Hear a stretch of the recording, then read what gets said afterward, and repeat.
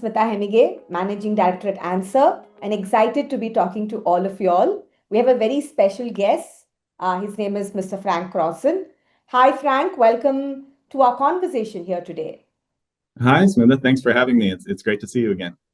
Thank you. Frank is the Chief Marketing Officer for Northern Tool and Equipment. Of course, in a bit, he'll come back and explain about his role and all the cool stuff that he does every day at work. But what we are going to be talking today between the two of us is everything agentic and everything agentic AI in the area of marketing. And I think it's a very interesting area and era to be in as marketeers, and also use the power of what tools and technology can give us. So I'm extremely excited, and a warm welcome, Frank. And I'd love for you to introduce yourself and talk about Tools and Equipment quickly for us so that we could get started with our conversation. Sounds great. Well, thanks for the warm welcome. Like you said, my name's Frank Crossan, and I'm the Chief Marketing Officer for Northern Tool and Equipment. Northern Tool and Equipment is a regional specialty tool and equipment retailer, an omni-channel retailer. We were founded in 1981 by a man named Don Catula. So we're a family business. We're now owned and operated by his two sons. And so we specialize in the types of tools that are definitely more pro-centric. So folks that work in the trades, or folks that are what I'd like to call trades-minded. So consumers, maybe not professionals, but do their work at the level of a professional. So really on that higher end of the tools and equipments, we like to say we serve the people who do the toughest jobs out there. We have 130 stores regionally in the United States. Thanks, Frank. So let's get started. We know that there's this buzzword, and this buzzword is not just sitting in boardrooms, but I think every engineering team is talking about it. Every business function is talking about it. Every corporate function looks to adopt it in a big way. And marketing is not too far behind. And in fact, I think the early parts of what agentic AI could do was, kind of demonstrated fairly well when we think about marketing. It could be either in image correction or content generation. And now that's become table stakes. But, with you there and with you with exposure with both B2B and B2C across your career, what I do want to understand is, without sounding like the sci-fi trailer which says the world is ending, the transformers will come and rule over us, where do you think this whole trend is moving to? And what does this actually mean to our business? Yeah, it's a great question. It's fascinating how in the last couple of years, all of a sudden the chief marketing officer is being called on to have a really thorough point of view on AI and where everything is going. And I think all of us are, feeling that pressure to sound like we know it all and to have this perfect answer. And I think the first place I'd start is to say, I don't know it all, but any of us that are serious about this role are really committed to constantly learning. I think I heard a quote the other day in a podcast about the history of Google, where Larry Page was talking about AI 25 years ago as the vision for Google. And if the smartest people in the world at Google have been working on it for 25 years, for me to think that I can sum it all up after kind of being, asked that question more frequently over the last couple of years is probably not realistic.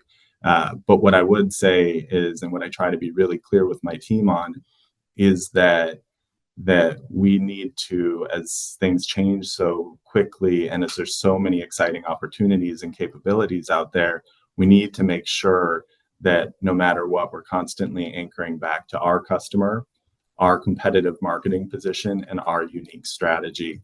Because the one thing that I'm really, really cautious about or mindful of is this notion of sometimes you get so excited about a new technology and you're looking for these sound bites and examples.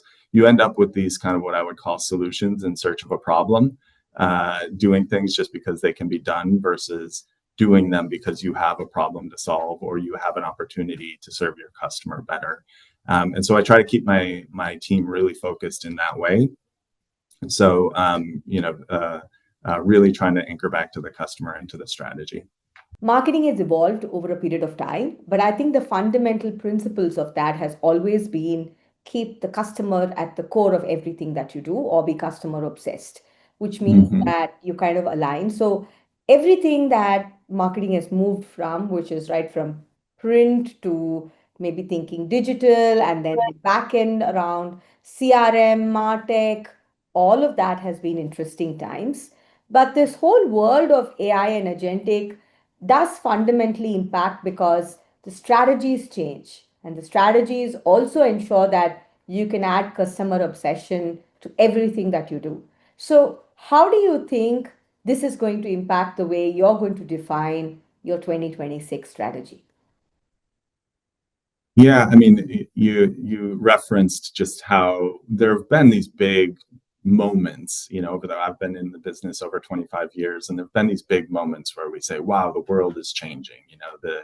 The e-commerce revolution, the digital revolution, the social media revolution, etc.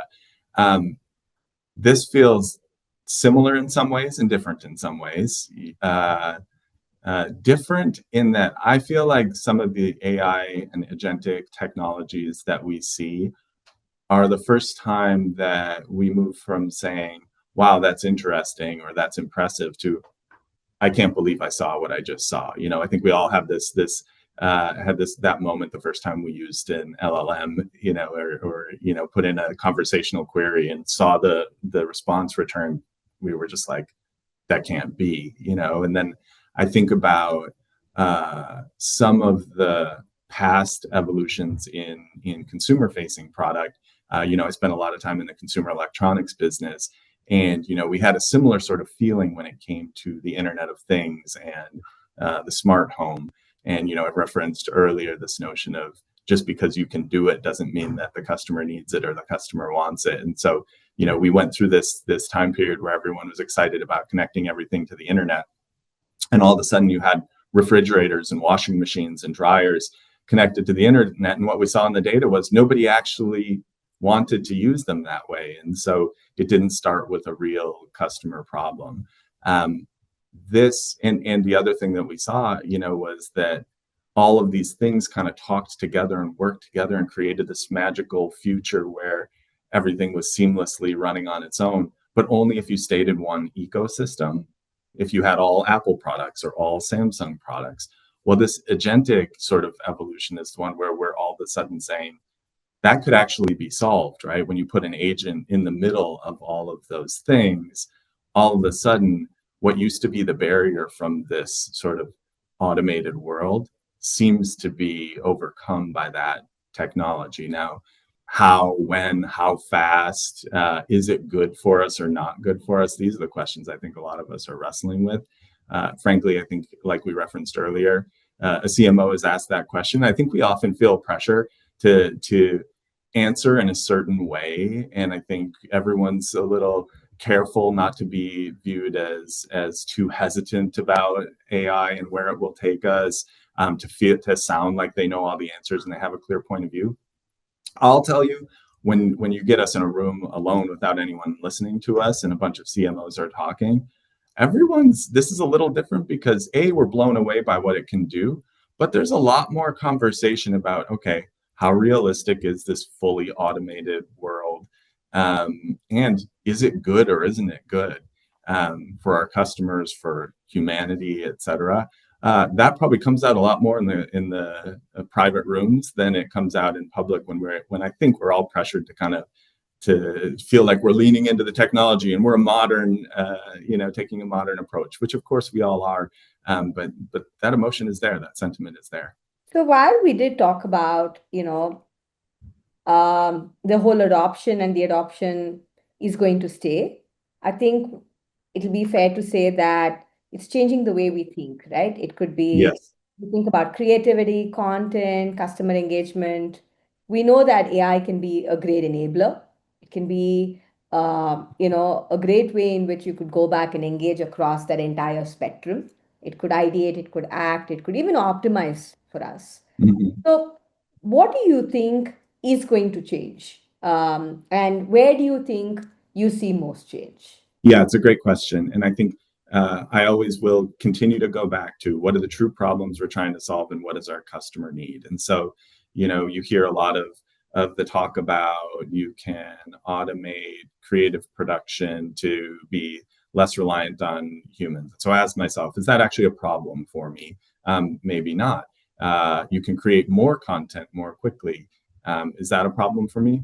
Maybe yes, but then I try to anchor to, and so that might be where I lean in, but I try to anchor to what am I trying to deliver for my customer and how can this technology help me do it better? So, for instance, we know that when someone comes into our store, they come to us for a much deeper, much broader depth of knowledge around the specifics of really complicated work that our tradespeople are doing. And they get that service in the store. They get product that delivers those needs better, and they get a conversation that delivers those needs better. Well, online, we carry those same products, but I think we always had a gap in terms of actually being able to replicate that conversation digitally. What we ended up doing is we were evaluating all of the different potential options and tools out there was we tested and ultimately implemented an AI agent that sits on our product pages on our website. And it pulls from all the information we have about these really nuanced products for really nuanced use cases. And what we found is that our conversion rate around higher end, higher price point, more complex products increased significantly when they had access to this conversational query-based tool that sat amongst the product pages. So perfect example of if we anchor to a problem, which is we were having trouble replicating the in-store experience online, and then there was technology that could solve that problem. It works perfectly. At the same time, I see on the content side, I ask myself the same question, and the ability to create more content in a more segmented way, great for personalization. At the same time, you can foresee this massive, massive increase in the amount of content that's going to be put out into the world. And the point of view that I anchor to, and that's really important, is important from my perspective, is, let's say I create 100 ads in a year. There's a lot of ads that just get ignored and flipped right past and don't really make an impact on the customer. If I create 100 and 10 of them actually make the customer stop and laugh or stop and remark or stop and admire our product, I'm more interested in technology that can turn that 10 into 20 than turn the 100 into 10,000. And so I try to steer my efforts that way. And I think to your question about how will things change, I think that's going to be a big factor. It's like, how different does the personalized content need to be? Where does it matter? Where doesn't it matter? And how do we sort through this proliferation of content that's going to be created?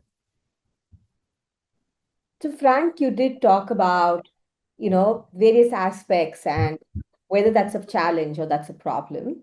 But Mm-hmm. I think and using systems and using products, platforms that can truly enable will help. And of course, the whole question around, to what degree of personalization that can truly matter to the clients and whether they Yeah.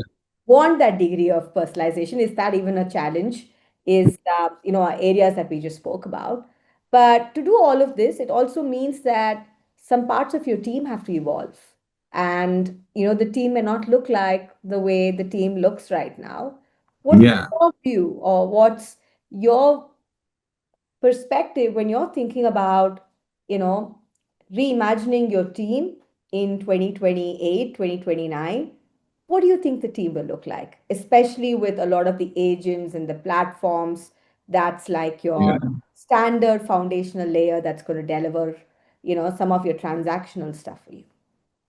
Yeah, I mean, the first place people often go is like if there's repetitive, execution-based work, that can be automated, that can be managed, agentically. And I think that's an opportunity. I really honestly anchor to, I don't know exactly what the org structure would look like. By the way, I've never seen any perfect marketing org structure yet. I've seen an entire career of people trying to figure out what one looks like. So I can't tell you what the org structure of the future looks like. I think about it more in terms of skills, right? So the skills required to be a great marketer are curiosity, problem solving, ability to do work efficiently, a business sense, leadership, risk tolerance, resilience. I think those are the same skills, whether you're creating the work in a more direct way, or whether you're governing or prompting the work, or managing, an agent who's doing that for you. I don't think the skills change that much. I think you still have to anchor to the customer. You have to figure out how you're going to be different. And then you have to use all of those skills to make that come to life. It's just we're going to be using different tools to do it. You know, absolutely, like that's how I would look at teams as well. And I think those are like basic tenets of people that I would like to hire too in my own team.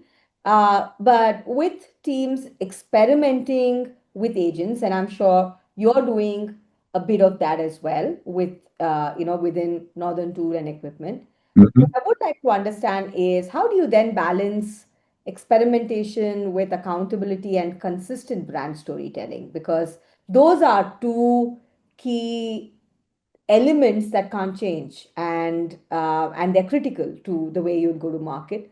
So, what has your experience been? Any interesting stories in your backyard?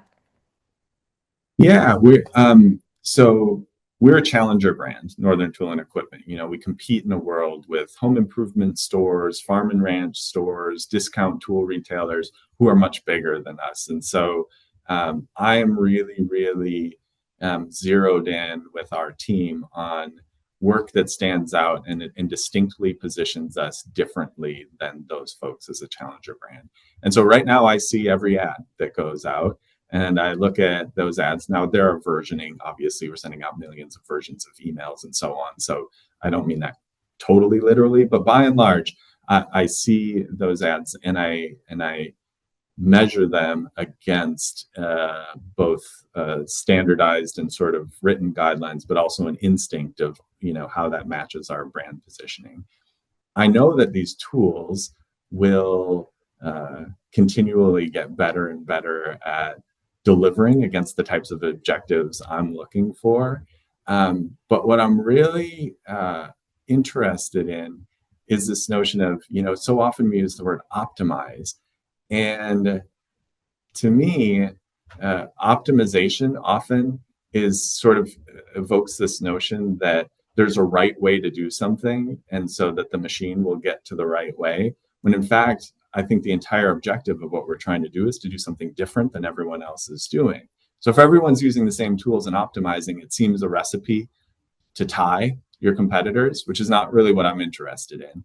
And so I am really curious, and I'll be really judicious about looking at technology to see, is it truly able to create an experience, an ad, a touch point with a customer that evokes an emotion and a response in a unique way relative to competition? And can these agents compete against one another with specific brand nuances and positions that are unique, or are they all going to migrate toward a similar place? And to me, similarity with customers is kind of the cornerstone of it's something I worry about, because I'm always trying to be different.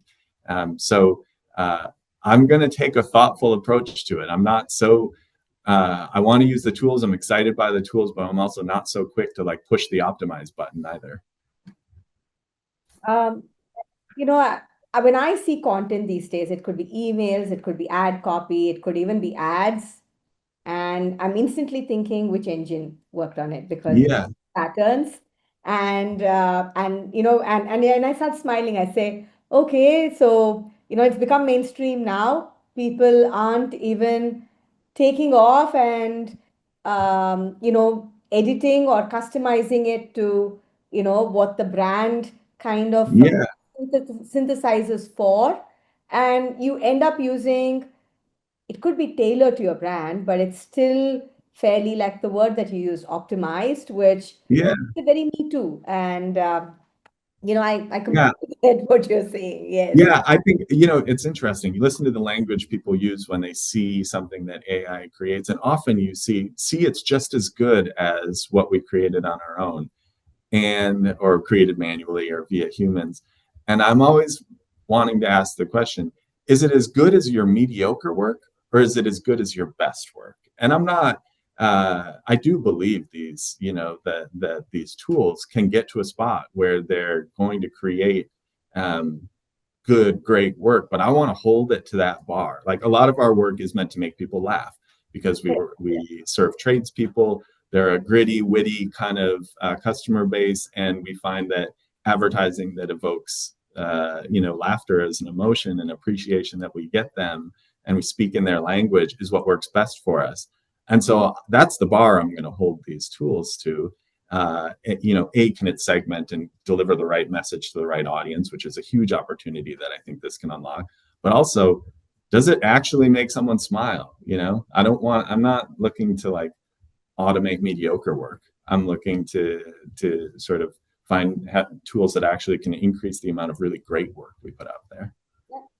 Absolutely. I mean, I completely second what you said, but shifting some gear and talking about the CMO mandate and role that's constantly evolving and expanding. We've seen this with the CIO for a very long time, which meant that you move beyond technology, start, kind of working on what does that mean for the business when it comes to, the business outcomes.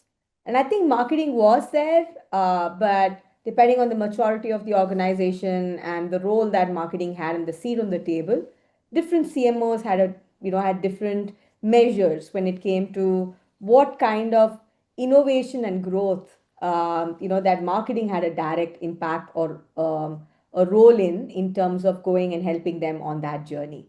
And what I do want to understand from you is, as this CMO role is expanding further and having large parts of that business growth, innovation, new market expansions, taking new products to market, and for marketing to be driving a lot of that. We've seen that being extremely successful with Apple, for example. How do you Mm-hmm. see, you know, this whole world of AI kind of playing an extremely supportive active actor role in that journey and, supporting the CMO to be greater again? Is there a view that you have that you can share with us? Yeah, I think that first of all, I think the role of the CMO, folks will often ask, does it need to expand into less about marketing outcomes and more about overall business outcomes? And I don't think it ever should have narrowed to that level. And I think the best CMOs and those that I've benchmarked throughout my career and learned from have always been the ones who work to influence the entire business and think about the business holistically. And so I think we need to hold ourselves to that bar. Um, is is AI one of those things that a marketer should disproportionately be on the forefront of understanding and helping the whole organization lean into? Absolutely, because just like you said in the opening, the areas that it's impacting first tend, marketing, advertising is one of those. And so I think the CMO's job and one of the skill sets we have is to define a clear brand strategy, clear vision for who we are, and to deliver that in an inspiring way. I think similarly, understanding where AI can take the company and creating examples that are really tangible and easy for folks to understand and be inspired by is definitely a role of the CMO. And so one thing I'll tell you that I've learned, moving to a mid-sized company like Northern Tool and a family-owned company, is that we all have to sort of hold ourselves to the standard of thinking more broadly than our functions. And it's more apparent in a company this size when there's a smaller group of us sitting around the table with the actual two, we have two shareholders in our company, the two owners whose father started the company and built it from the ground up. And so there's really no room for us to say, well, things aren't going well, but my function is delivering, on what it needs to, so I'm doing well. That doesn't exist. It shouldn't exist in any company. It doesn't exist in our company. And so I'm all for a broadening mandate for the CMO. And I think in any company, you should own the overall business, both in the short term and the long term. I see that more clearly in a smaller company than maybe some of the times it's less that way in a bigger one. Sure. And to kind of, add on to the earlier question, and if I can just double click and ask you, marketing also sits right in the middle of product design, customer experience, sometimes even revenue forecasting, because, you Mm-hmm. kind of be that bridge between and the tissue between various departments. It could be frontline getting, the experience for with your customers, taking that and that feedback loop going back to product and R&D in terms of integrating that feedback. There's also this whole agentic world where some of the frontline elements are also being seen as possible candidates where they could be completely managed with agents because they are repeatable, and you also want to create a consistent way in which you engage with your customers. How do you see that loop then working? Because predominantly there was a human in the loop, and that human in the loop kind of went back and closed that feedback. Where do you see, is there a gap? Do you see this to be um, some kind of red sign, or do you see that with this whole human in the loop in some other area, it'll get taken care? Yeah, human in the loop as a necessity. I agree with completely. You probably picked up from my comments so far that full hands-off automation by hitting an optimize button is not a vision that it's a vision I feel like leads to maybe mediocrity versus differentiation. And so, in terms of the role of how that kind of impacts how an organization operates. Um, I think there's going to be a significant need for this skill set of taking something that's wildly complex that's happening to run our business, and yet framing it in a way that keeps everyone on the same page and aligned in terms of how the business is running. So this skill set to simplify the complex and make it a conversation that bridges between functions and the different skill sets that inherently sit and characteristics of people that inherently sit in each of these different functional areas of expertise. So, I mean, I don't know what it's going to look like, Smith. But it's going to be necessary, right? I don't think there's any company, even with the technology we already have, where things can kind of manage themselves. Performance marketing is a great example. You might say, hey, I've got all these levers moving and they're optimizing on their own, and we've got a system. There's never a shortage of questions to say, like, yeah, but explain to me how that's working. Explain to me what's actually happening. I don't see a future where, a boardroom or an executive team walks in and says, like, well, we pushed the go button and everything seems to be going well. Like we're going to have to find ways to explain the complexity of how the business is being run in real terms that allows us some at least option of intervention or understanding of if we were to intervene, what would happen. And so learning the tools and making sure that everyone understands the tools that we're using, even if they can't be deep experts in the technology, is going to be really important. So I'll talk about the next section now, which is, everyone talks about, it sounds like doomsday at times. It talks about guardrails, it talks about governance, and it talks about Yeah. trust. And and I don't think anybody's found any answers, any solutions, because I think it's still an area that's being developed right now. But as AI takes or becomes mainstream, where you see its adoption then becoming like how Photoshop is like your preferred tool when you're looking to go back and edit, your, pictures. I'm sure there will be, you know, pros and pro plus and a whole bunch of other tools that will come on its way, where it will take a lot more automated decisions. But I'm sure as humans we love to take control, Yeah. and we can't let go. So where do you see this alignment with brand values, data privacy, authenticity? Because we did talk about that when we spoke about how we can't have this as um, another element when we're thinking about optimization and creating me too content. So how do you see all of this evolving to? What's your take? How have you kind of solved for some small parts of this at NT?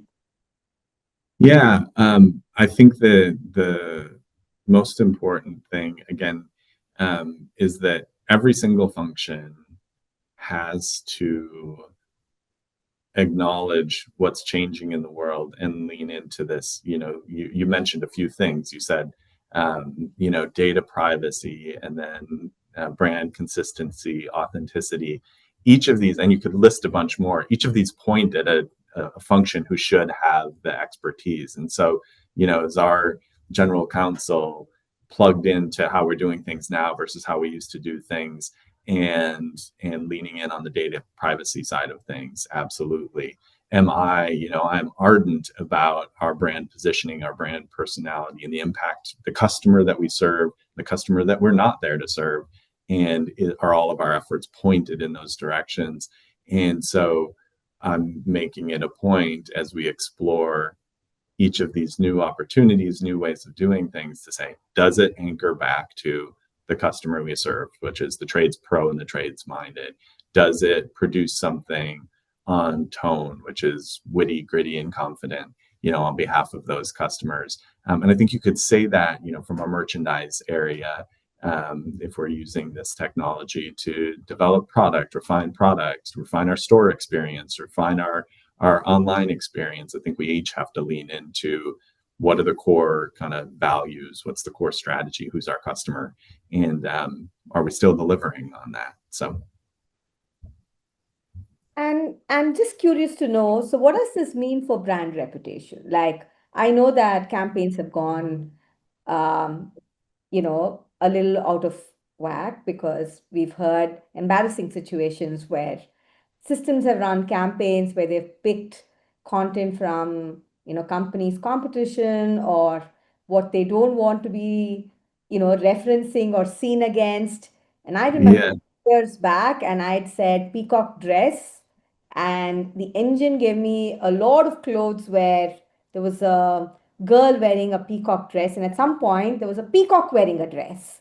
And yeah, yeah. we have all of that hallucination that happens. So where do you see all of this going further when, where at least while your general counsel is thinking about data privacy, do you think that as a marketeer and as a very passionate marketeer, do you think you need to own some part of the governance when you're getting your teams to kind of use it for campaigns and Uh, Absolutely.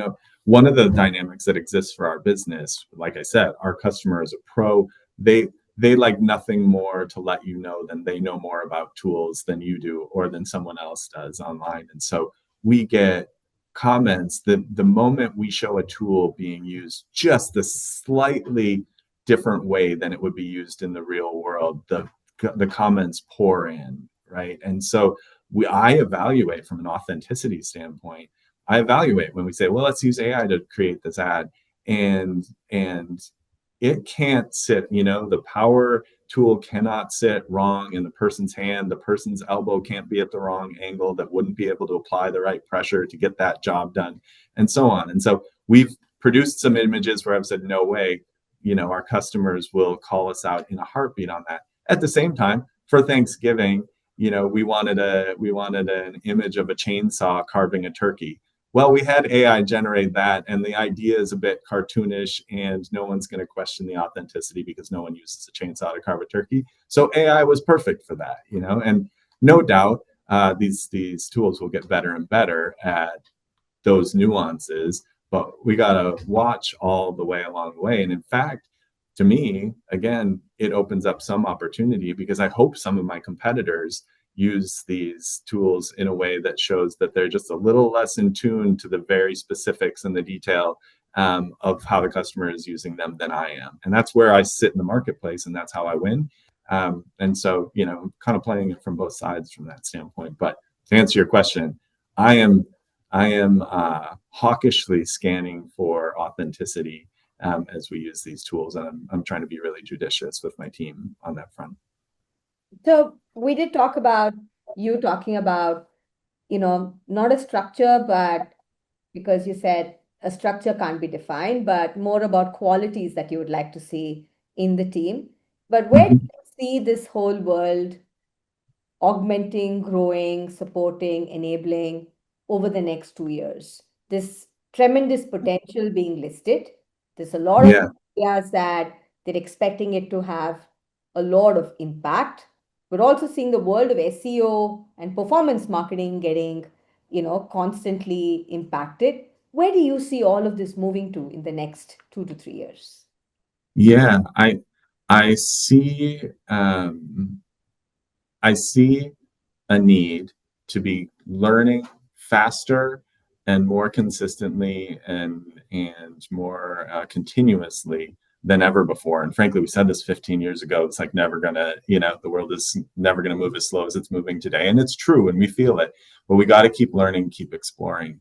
At the same time, I think one of the things that really hits home with me, and I'm grateful for right now, is we're not a public company. And so to some degree, I don't need to create sound bites to demonstrate to investors, hey, we're using AI. And that kind of tends to, not always, but tends to lead to this territory of doing something just because you can versus doing something because your customer needs you to. And so I see the folks who are going to come out on top doing a few things, constantly trying to understand whether they themselves are understanding and using and exploring all the tools that are out there, or the partners that they do business with are doing that on their behalf. Then being really judicious about what they do and what they don't choose to do. And I think that comes from really anchoring even more distinctly into what's your strategy, who's your customer. There are a lot of ways to chase revenue as these tools get newer and more impressive. It's tempting to chase any opportunity that's out there. But I'm a big believer in this idea that strategy is sacrifice and that focus is the way to win. And so I think being aggressive about learning what's out there and being judicious about what you choose to use and what you choose to pursue is going to be really important, for the strategically oriented organization and the efficient organization that spends their dollars wisely and invests their resources wisely. It's a fascinating conversation that I've had so far with you. And before we close the conversation, I always like to ask this rapid fire, question on what do you think, what do you feel, which doesn't give you too much time. So if the clock starts ticking and the question is, how do you describe an AI first fast adopter, CMO in one word, what would it be and why? Yeah, good question. I would use the word brave.